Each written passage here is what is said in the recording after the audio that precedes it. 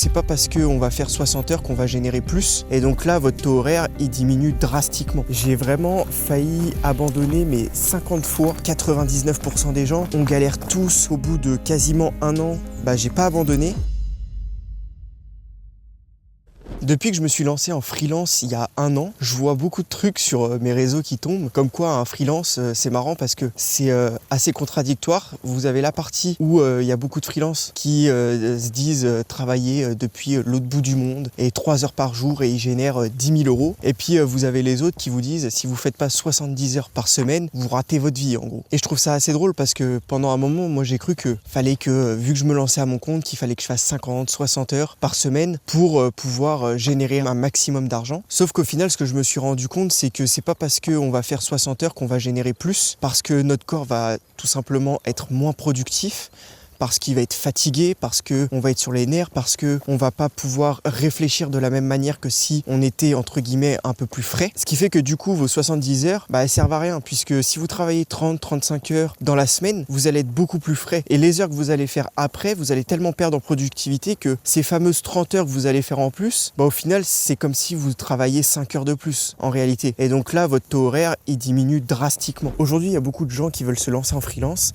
et moi le premier puisque je me suis lancé. Mais c'est vrai qu'on a plutôt l'image du freelance qui voyage beaucoup, qui vit à l'autre bout du monde, qui travaille peut-être 4-5 heures par jour, etc., etc. Mais en fait, la réalité, elle est tout autre parce que vos journées, elles vont se ressembler comme tout le monde. Vous allez plus ou moins faire les mêmes choses. C'est vrai que c'est quand même un travail assez varié suivant les vidéos des clients que vous avez. Mais vous allez passer la plupart de votre temps derrière votre bureau, derrière votre écran, chez vous. Et faut pas croire que vous allez aller dans un café tous les jours ou dans un coworking tous les jours. La réalité, c'est que vous allez passer 90% de votre temps chez vous, derrière votre écran. Lorsque je me suis lancé dans le montage vidéo, j'ai vraiment failli abandonner, mais 50 fois.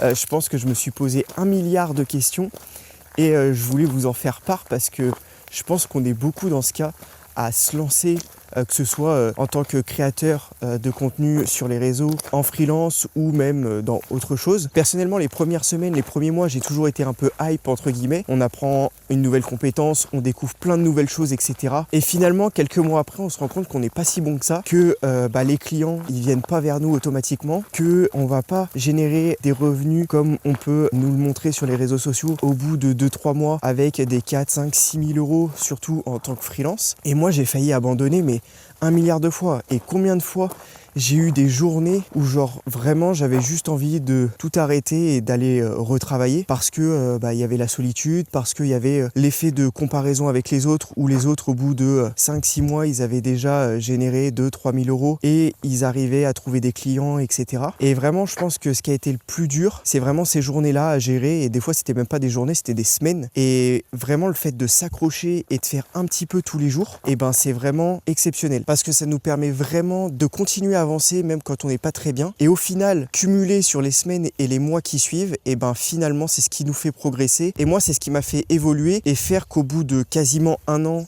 j'ai pas abandonné, et je suis très fier de là où j'en suis aujourd'hui, et que je pense que je vais encore me remercier plus tard d'avoir continué, et ce qui me permet aussi aujourd'hui de pouvoir garder cette liberté que j'ai de pouvoir m'organiser un petit peu comme je veux, de pouvoir augmenter mes revenus au fil du temps, etc., etc. Donc vraiment, quand vous démarrez quelque chose, n'abandonnez pas. Franchement, ça arrive à tout le monde d'avoir des jours ou même des semaines à avoir le moral à zéro. Et vraiment, c'est juste normal. Parce que je pense qu'on est aussi dans un monde où, avec les réseaux sociaux, comme d'habitude, on a l'impression que tout va bien chez tout le monde, que tout le monde réussit, etc. Mais en réalité, c'est pas vrai. 99% des gens, on galère tous.